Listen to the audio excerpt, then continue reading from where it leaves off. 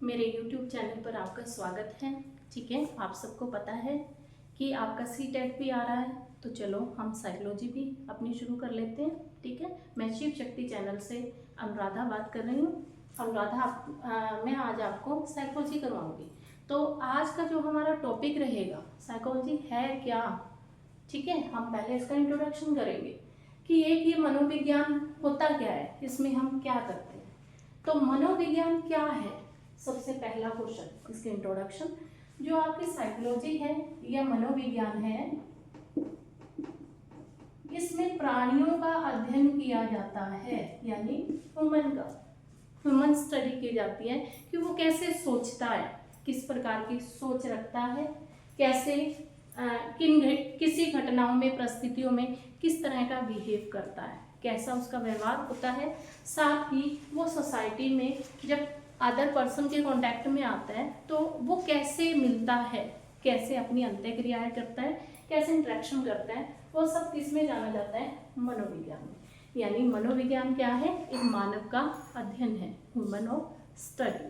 ठीक है, study of human, यानी मानव के बारे में अध्ययन किया जाता है, उसकी सोच कैसी है, किसी परिस्थिति में वो किस प्रकार का व्यवहार करता है, लोगों के कांटेक्ट में आने पर वो कैसे अंत्यक्रिया करता है, ये सब हम मनोविज्ञान में पढ़ते हैं। ठीक है, तो सबसे पहले हम जानेंगे कि ये मनोविज्ञान कहाँ से शुरू हुआ, किस चीज़ का हिस्सा था। मनोविज्ञान आपका दर्शन शास्त्र का हिस्सा था, यानी फिलोसफी का। मनोविज्ञान बाद में आया, पहले ये किस में इंक्लूड था, आपकी फिलोसफी में, यानी दर्शन शास्त्र में। और दर्शन शास्त्र में आपका ये एक छोटे से सब्जेक्ट के रूप में जाना जाता था, और अब एक वाइड लेवल पर यूज होने लगा है, यानी अब इसने अपना एक अलग रूप ले लिया है। अब हम इसको एक स्पेशल सब्जेक्ट के रूप में पढ़ते हैं, पहले उसका एक मात्र अंश था, एक भाग था।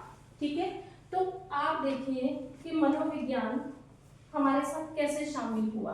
पहले तो ये कौन सी लैंग्वेज का है, ग्रीक लैंग्वेज का है, यानी यूनानी भाषा का शब्द है।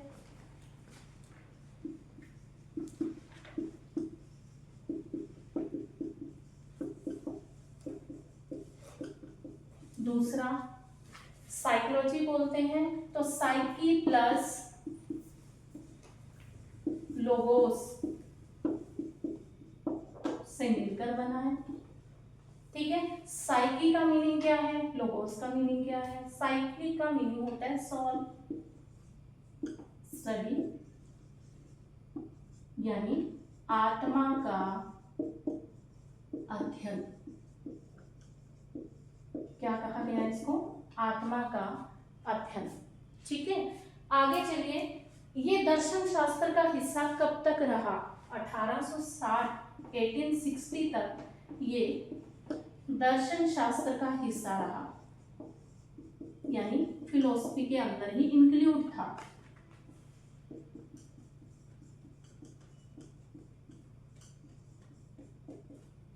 ठीक है, ये आपका यहाँ से क्वेश्चन निकलते हैं। ये भी क्वेश्चन निकलते हैं कि मनोविज्ञान किस भाषा का शब्द है, किन दो शब्दों से मिलकर बना है। ठीक है, जर्मन ग्रीक लैंग्वेज है आपकी।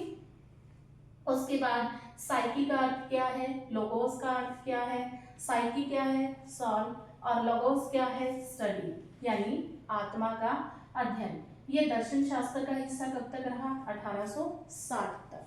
फिर इसको मनोविज्ञान नाम किसने दिया, या सबसे पहले मनोविज्ञान शब्द का प्रयोग किसने किया, पहले यहां तक नोट कीजिए, फिर आगे बढ़ते हैं।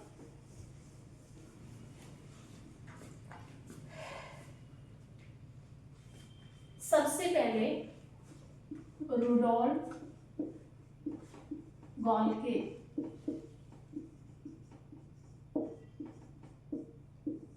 इन्होंने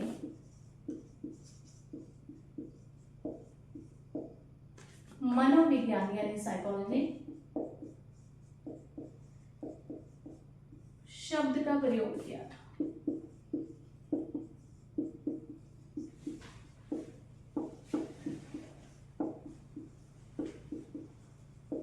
ठीक है, यहाँ पे 1 नंबर का क्वेश्चन बनता है, पूछ सकते हैं आपसे कि सबसे पहले मनोविज्ञान शब्द का प्रयोग किसने किया था, रुडोल्फ गॉल्के ने किया था। और पूछने कब किया था, 15 1590 में, यानी 1590 में। ठीक है, 1590 ईस्वी में सबसे पहले रुडोल्फ गोल्के ने इस शब्द का प्रयोग किया था। फिर आ जाती है इसकी डेफिनेशन, जो सबसे पहले हम करेंगे स्किनर की।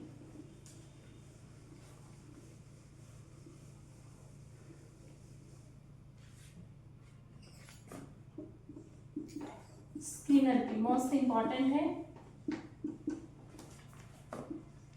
मनोविज्ञान, मनोविज्ञान क्या है आपका? व्यवहार और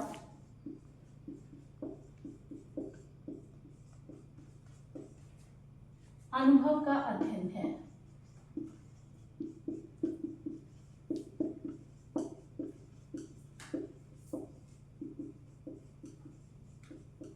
ठीक है, क्या क्वेश्चन आएगा? मनोविज्ञान व्यवहार एवं अनुभव का अध्ययन है, ये किसने कहा है? ये स्किनर ने कहा है। ठीक है, डेफिनेशन है एज इट इज लिखी जाएगी। अब देखो इस डेफिनेशन को आपको क्लियर करती हूँ कि इन्होंने कहा साइकोलॉजी क्या है? आपका बिहेव, आपका एक्सपीरियंस, उन दोनों की स्टडी है कि आप किन परिस्थितियों में कैसा व्यवहार करते हैं और आप उस व्यवहार को आगे कैसा अनुभव करते हैं, आपका कैसा अनुभव रहा, कैसा एक्सपीरियंस रहा। ठीक है, तो स्किनर ने मनोविज्ञान को व्यवहार और अनुभव का अध्ययन कहा है। उसके बाद आ जाते हैं आपके क्रो एंड क्रो।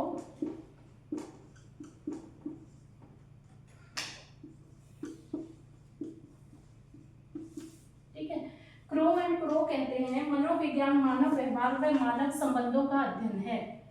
मनोविज्ञान मानव व्यवहार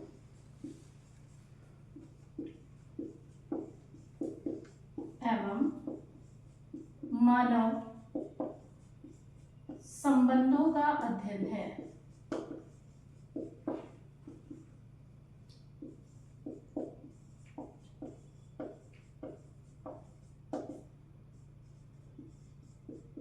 देखिए यहाँ क्या है? व्यवहार और अनुभव, यानी स्किनर ने किस पर जोर दिया है? आपके बिहेव पर और आपके एक्सपीरियंस पर। और क्रो एंड क्रो क्या कहते हैं? व्यवहार ये भी मान रहे हैं, मानव व्यवहार, साथ में इन्होंने क्या दिखाया? आपके ह्यूमन रिलेशन, यानी मानव संबंधों का, एक व्यक्ति का बिहेव कैसा है और उसके बिहेव के आधार पर उसके सोसाइटी में रिलेशन कैसे हैं, तो उसकी स्टडी क्या है? आपका मनोविज्ञान है। दोनों डेफिनेशन आपकी मोस्ट इंपॉर्टेंट है, मोस्टली पेपर में आ ही जाती है। तो आप देखिए, आपसे पूछा जाएगा मनोविज्ञान मानव व्यवहार और मानव संबंधों का अध्ययन है, ये किसने कहा है? Crow and crow. ठीक है, और मनोविज्ञान व्यवहार और अनुभव का अध्ययन है, ये किसने कहा है? ये स्किनर ने कहा है। ठीक है, स्किनर ने व्यवहार और अनुभव की बात की है और क्रो एंड क्रो ने मानव व्यवहार और संबंधों की बात की है। बस एक वर्ड डिफरेंट है, संबंध, और यहाँ अनुभव। तो याद कर लीजिए, व्यवहार और अनुभव की बात कौन करते हैं? स्किनर। और व्यवहार और संबंधों की बात कौन करते हैं? Crow and crow. पहले यहाँ तक नोट कीजिए, फिर आगे बढ़ते हैं। आगे है आपका मनोविज्ञान का विकास, यानी इसको मनोविज्ञान कहा गया है, इसमें किसकी स्टडी होती है और कितने स्टेप से इसको गुजरना पड़ा, इसको क्या क्या नाम दिए गए। उम्मीद करती हूँ नोट कर लिया होगा आपने। मनोविज्ञान का विकास, द डेवलपमेंट ऑफ साइकोलॉजी।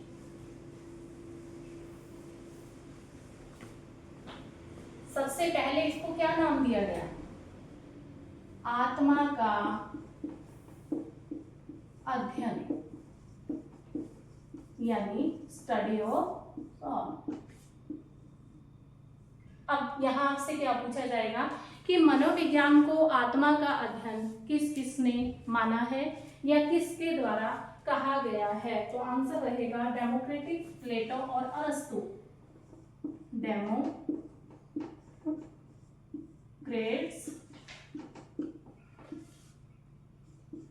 प्लेटो, अरस्तु यानी अरिस्टोटल, ये तीन मनोवैज्ञानिक इसमें शामिल हैं। अब देखो, आत्मा का अध्ययन इन्होंने नाम तो दे दिया, पर बहुत से ऐसे साइकोलॉजिस्ट थे जिन्होंने इसका ये नाम मानने से इनकार कर दिया। क्यों?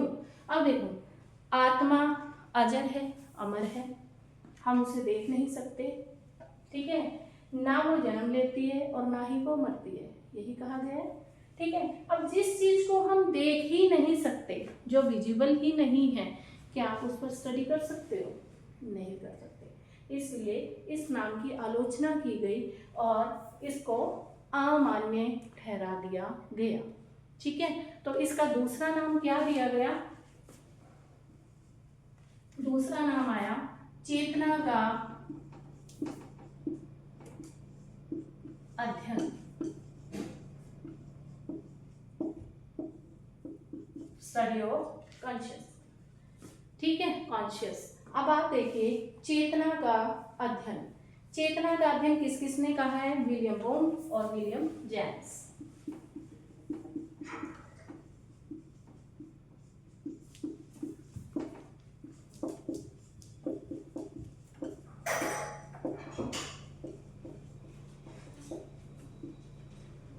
इन्होंने इसको नाम दिया चेतना का अध्ययन। और ये चेतना शब्द या चेतन अवस्था किसने कही है? सिगमंड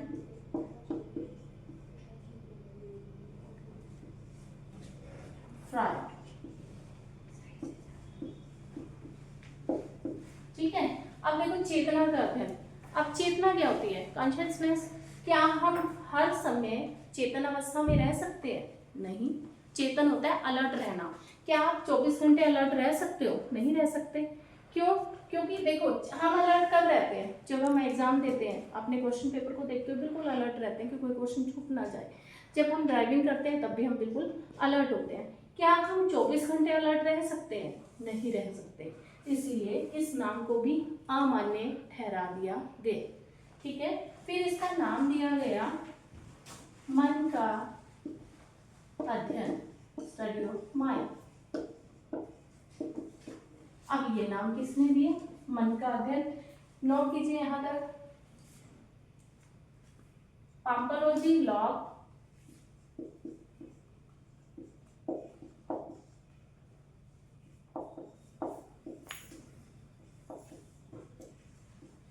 इन्होंने इसे मन का अध्ययन कहा है, पर हम इसे मन का अध्ययन भी नहीं मान सकते। क्यों?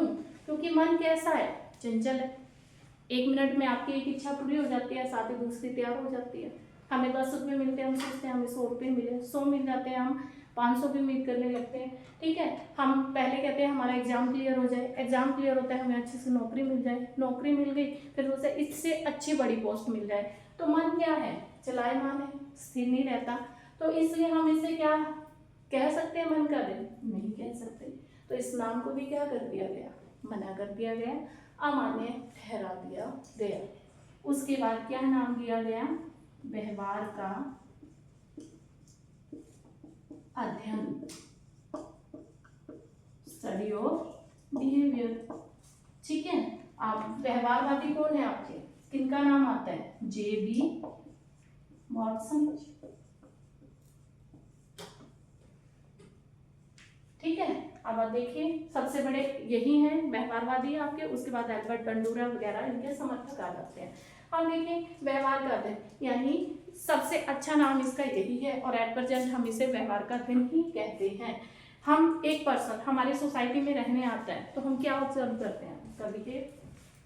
उसका बिहेव भी तो ऑब्जर्व करते हैं कि सोसाइटी में उसका लोगों के साथ कैसा बिहेव है, वो किस तरह रहता है। तो उसके बेस पर हम उसकी स्टडी करते हैं, उसके बारे में अध्ययन करते हैं। तो इसका नाम क्या रखा गया? व्यवहार का अध्ययन। तो अंत में इसे क्या कहा गया? व्यवहार का अध्ययन। पहले आत्मा का अध्ययन, आत्मा हमें दिखाई नहीं देती, ठीक है, तो इसलिए इस नाम को भी क्या कर दिया? कैंसिल कर दिया। चेतना का अध्ययन, हम हर समय अलर्ट नहीं रह सकते, इस नाम को भी अमान्य ठहरा दिया गया। मन का अध्ययन, मन हमेशा चलायमान रहता है, तो इसलिए इस नाम को भी अमान्य ठहराया गया। व्यवहार का अध्ययन, हम हर पर्सन के बिहेव की स्टडी करते हैं, इसलिए क्या नाम दिया गया? व्यवहार का अध्ययन, ठीक है। और वर्तमान में इसी नाम से ये जाना जाता है, ठीक है। नोट कीजिए इसे, फिर हम आगे करते हैं।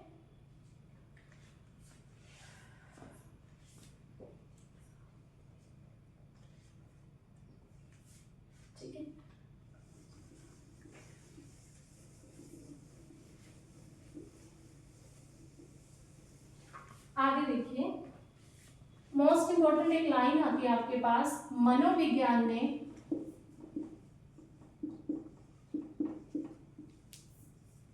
पहले आत्मा को त्यागा,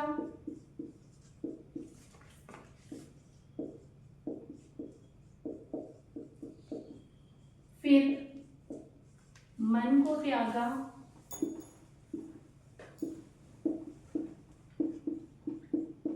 फिर चेतना को त्यागा,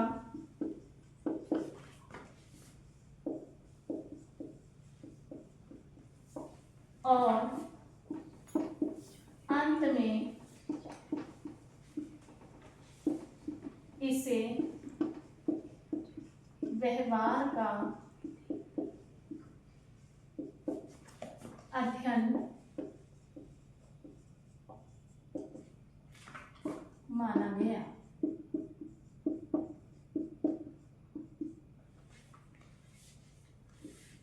ये किसने कहा है?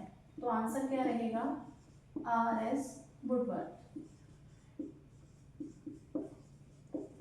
मोस्ट इंपॉर्टेंट है, नोट कर लो कि मनोविज्ञान ने देखो पहले नाम क्या दिया था? आत्मा का अध्ययन, उसे मना कर दिया गया।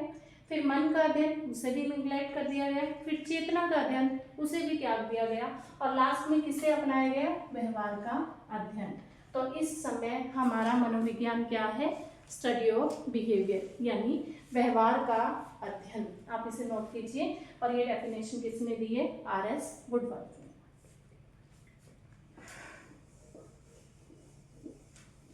आगे बढ़ते हैं। आगे है मनोविज्ञान के संप्रदाय, यानी स्कूल ऑफ साइकोलॉजी।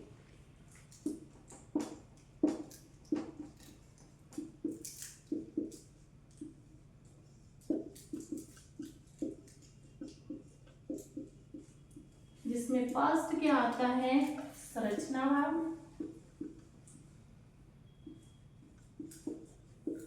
स्ट्रक्चरलिज्म। ठीक है, संरचना किसने की? समर्थक कौन है इसके? स्ट्रक्चर किसने रखा? विलियम वुंड ने। और भी आपको बता दूं, विलियम वुंड ही हैं जिन्होंने मनोविज्ञान की पहली प्रयोगशाला यानी लैब को बनाया था। इनके द्वारा 1879 में जर्मन के लिपजिंग में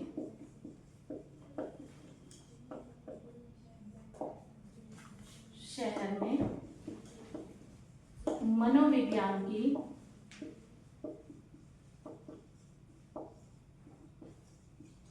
प्रथम प्रयोगशाला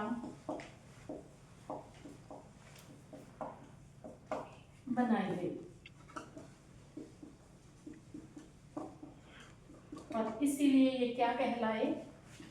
संरचनावादी, यानी इन्होंने इसका स्ट्रक्चर बनाया है। यहाँ से आपका क्वेश्चन आ जाता है कि सबसे पहले फादर ऑफ स्ट्रक्चरलिज्म यानी संरचनावाद के जनक कौन है? William wound. दूसरा क्वेश्चन, विलियम वुंड के द्वारा मनोविज्ञान की पहली प्रयोगशाला कहाँ स्थापित की गई? जर्मन के लिपजिंग शहर में। कब की गई? 1879 में। नोट कर लीजिए यहाँ तक आप। और अगर आपसे पूछें कि विलियम वुंड के शिष्य का नाम क्या है जो इनके साथ थे, वो थे टिचनर।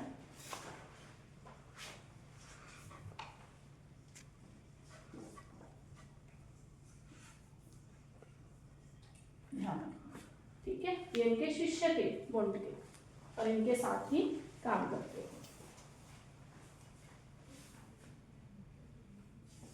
ये रब कर देती हूँ, ये आपने लिख लिया होगा। आगे चलते हैं। सेकंड नाम, और ये संरचनावाद कब दिया था? 1890 में, ये भी ध्यान रखना। ठीक है, 1890 में संरचनावाद दिया गया था। ईयर याद रखना साथ साथ। सेकंड इसका संप्रदाय या स्कूल है आपका वो है फंक्शनिज्म यानी प्रकार्यवाद।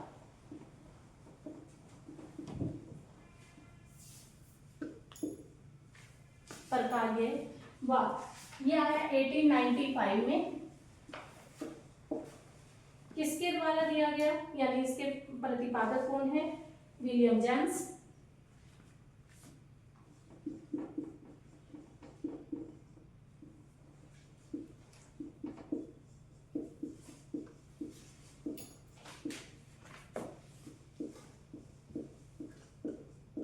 एटीन 1895 में, ठीक है। और इनकी बुक का नाम है प्रिंसिपल ऑफ साइकोलॉजी।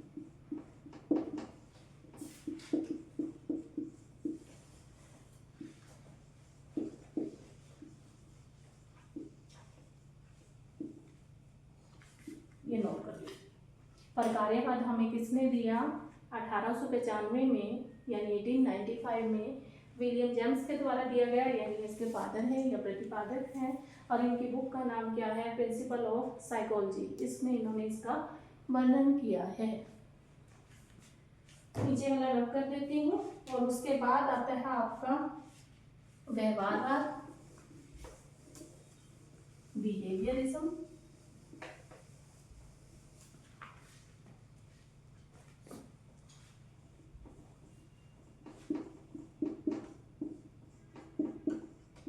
ये दिया था 1913 में जेबी वाटसन ने, ठीक है। जेबी वाटसन के द्वारा आपका व्यवहारवाद दिया गया। ये इसके समर्थक है, ये इसके प्रतिपादक है, ठीक है। आगे इसके समर्थक इनके साथ जुड़ गए थे, ठीक है। पिल्सबरी वगैरह, गुथरी, हल, टॉलमैन, ये सारे समर्थक हैं। गुथरी, हल, टॉलमैन,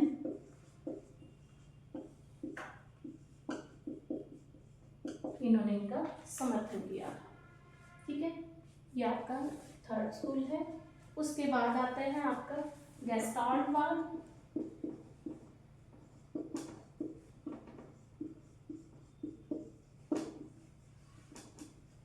गेस्टाल्ट शब्द जर्मन का है, जर्मन भाषा का शब्द है।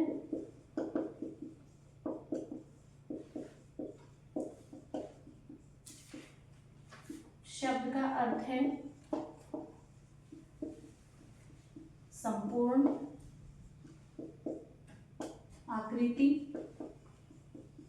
ये ध्यान रखना, ठीक है। संपूर्ण आकृति, गेस्टाल्टवाद। और इसके प्रवर्तक कौन है या प्रतिपादक कौन है? मैक्स वर्दिमर,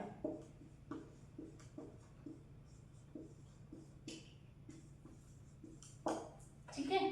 ये इसके प्रतिपादक हैं। ऐसे भी याद कर सकते हो, वर्दी पहनकर गेस्टाल्ट है, यानी मैक्स वर्दिमर के द्वारा हमें गेस्टाल्टवाद दिया गया था।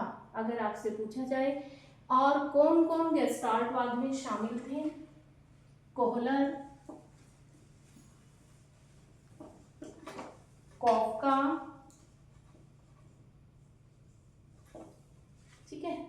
कोहलर, कॉफका, कर्ट लेविन, जो गेस्टाल्टवाद से जुड़े हुए हैं। यानी मैक्स वर्दिमर इसके प्रवर्तक है और समर्थन किस किस ने किया? कोहलर ने, कॉफका ने, कर्ट लेविन ने, यानी टोटल हुए आपके 4। आपसे पूछा जाए गेस्टाल्टवाद में कौन से शामिल हैं, तो आपको यहाँ से ऑप्शन मिलेगा मैक्स वर्दिमर, कोहलर, कॉफका, कर्ट लेविन, ये आपके गेस्टाल्टवादी कहलाते हैं। जर्मन भाषा का ये शब्द है और मीनिंग होता है इसका संपूर्ण आकृति, एट द होल, ठीक है। नेक्स्ट है आपका 5th नंबर पर संज्ञानवाद, कॉग्निटिज्म।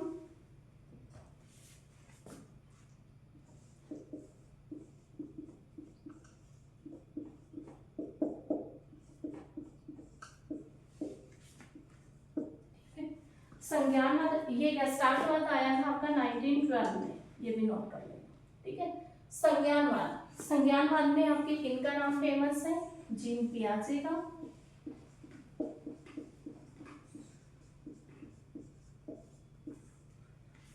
जीन पियाजे संज्ञानवादी कहलाते हैं, कौन कहलाते हैं आपके, और इनके समर्थक हैं वाइगोस्की, ब्रूनर,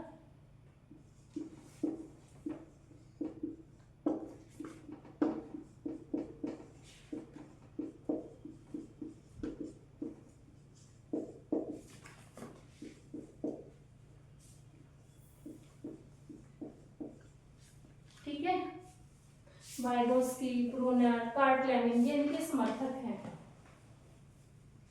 और आपका जो ये कॉग्निटिज्म है, ये मोस्ट इंपॉर्टेंट है। ज्यादातर आपसे पेपर में पूछा जाता है कि आपके संज्ञानवादी कौन है, जीन पियाजे हैं, इनके बारे में इनकी थ्योरी दी है जो हम आगे पढ़ेंगे, ठीक है। उसके बाद आते हैं आपके मनोविश्लेषणवाद।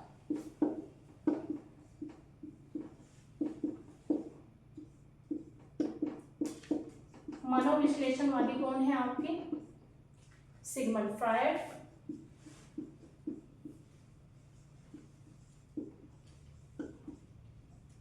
इन्होंने आपका मनोविश्लेषणवाद दिया है। कब दिया था, 1900 में।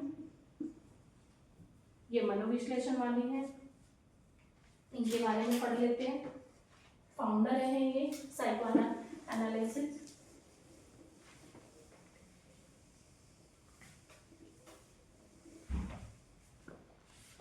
इन्होंने क्या किया, इन्हें मन की 3 अवस्थाएं बताई।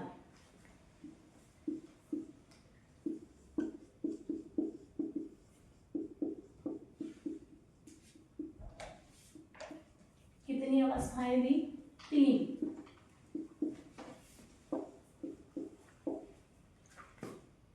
चेतन मन, अर्ध चेतन मन,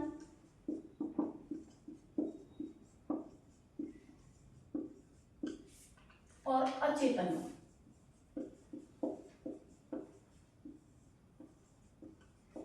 conscious mind, semi conscious mind और अनकॉन्शियस माइंड, ठीक है। अब इन्होंने किसको कितना भाग दिया, अब ये देखो टोटल कितना होता है, 100%। हमारा माइंड 1/100। इन्होंने क्या किया, चेतन मन को 10% माना है, यानी जब हम अलर्ट रहते हैं, और अचेतन मन को 90%। मोस्ट इंपॉर्टेंट है। अगर आपको यहाँ 8% मिल जाए ऑप्शन में, तो यहाँ 2% आ जाएगा, ये भी ध्यान रख लेना, ठीक है। ये 2% उधर ही जाएंगे, वैसे मोस्टली जो आता है वो 10% ही आता है। अब देखो ये कॉन्शियस माइंड है क्या, जब हम अलर्ट रहते हैं, जब हम बिल्कुल अपना फोकस अपने लक्ष्य पर रखते हैं, पर हर टाइम तो हम अलर्ट नहीं रह सकते, तो हमारे माइंड का कितने % भाग कॉन्शियस होता है, ये क्वेश्चन आता है 10%। अगर ऑप्शन आपका 10% नहीं है तो 8% होगा। और अनकॉन्शियस यानी 90% वो अवस्था जिसमें हम चीज़ों को भूलते रहते हैं। देखो रोज हमारे जीवन में कुछ ना कुछ घटित होता है, पर सब चीज़ों को हम पकड़ कर तो नहीं बैठ सकते, हमें इग्नोर करना पड़ता है। अगर इग्नोर नहीं करेंगे तो आगे नहीं बढ़ेंगे। तो वो चीज़ें कहाँ आती हैं, अचेतन मन में। सपोज करो आपकी इच्छा थी कि आप जॉब करना चाहते थे, शादी के बाद कुछ ऐसे सर्कमस्टांसेस बने कि आप नहीं कर पाए, पर एक दिन अचानक आपकी क्लासमेट मिलती है और वो जॉब पर है, पर उसको देखकर आपके मन में वो चीज़ दोबारा आ जाती कि काश आज मैं भी कुछ कर पाती। तो वो क्या है, अचेतन मन है। पूरे दिन में पता नहीं कितनी बातें हमारे साथ ऐसी होती हैं, बिना बात के भी सुननी पड़ जाती है, तो वो सब हम इग्नोर करते हैं, और इग्नोर करके वो कहाँ चली जाती है, अचेतन मन में, जो याद दिलाने पर याद आती हैं, या सेम वही कंडीशन दोबारा आने पर याद आती है। वो सारी कहाँ है, अचेतन मन। और ये सबसे अच्छा पार्ट माना गया है, क्योंकि लाइफ में अगर आगे बढ़ना है तो पीछे वाली चीज़ों को छोड़ना होगा। तो ये कहाँ से आई, हमारे सिगमंड फ्रायड से, मनोविश्लेषणवादी हैं, और उन्होंने मन की 3 अवस्थाओं को बताया है, conscious mind, semi conscious mind और अनकॉन्शियस माइंड, ठीक है। फिर आपका लास्ट आता है मानवतावाद, ह्यूमनिज्म। आप यहाँ तक नोट कीजिए। उम्मीद करती हूँ आपको क्लियर हो रहा होगा। मानवतावाद ह्यूमनिज्म। कौन है ये? ठीक है, मैस्लो है,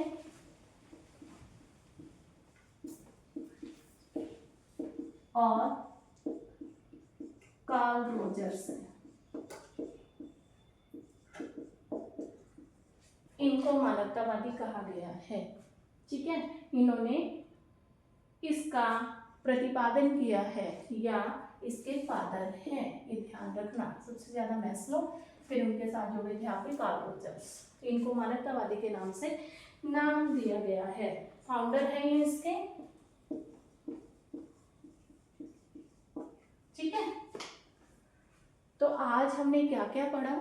हमने पढ़ा मनोविज्ञान क्या है, मनोविज्ञान की परिभाषा क्या है, मनोविज्ञान शब्द कहाँ से आया, मनोविज्ञान में हम किसका अध्ययन करते हैं, मनोविज्ञान को हमने क्या क्या नाम दिए, और अंत में इसका सही नाम क्या रखा गया, इसमें किस किस स्टडी की जाती है, मनोविज्ञान की स्कूल्स क्या हैं, यानी इसके संप्रदाय कौन कौन से हैं।